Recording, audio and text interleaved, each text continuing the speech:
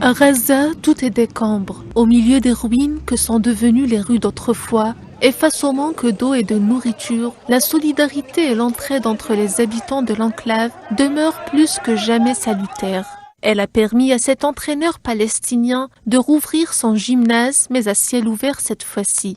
Des machines récupérées remplissent un terrain vide entouré d'une clôture. Pour ces hommes et garçons déplacés qui n'ont pas d'autre exutoire pour exprimer leur chagrin, la musculation est plus qu'un simple sport. C'est une manière de dégager leur colère.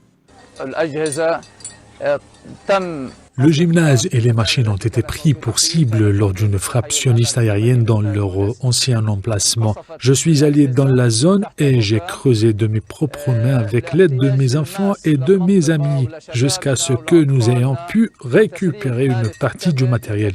Ils viennent ici pour libérer leur énergie négative, pour soulager la tension psychologique qu'ils vivent dans des camps de déplacés, sous les tentes et dans des conditions difficiles. Toutes les écoles sont fermées et les bâtiments publics sont bombardés. Près d'un an après le début du génocide sioniste à Gaza, il ne reste que peu d'installations pour les loisirs. Les Palestiniens n'ont plus aucun refuge pour extérioriser leur colère. J'ai tout perdu, nous avons perdu nos familles, nos maisons, nous avons perdu également notre avenir. Nous n'avons pas d'avenir, pas de vie, rien. Nous venons ici au gymnase juste pour libérer la colère qui nous ronge au lieu de l'emporter dans la maison. Nous avons ici relâché notre colère sur les machines.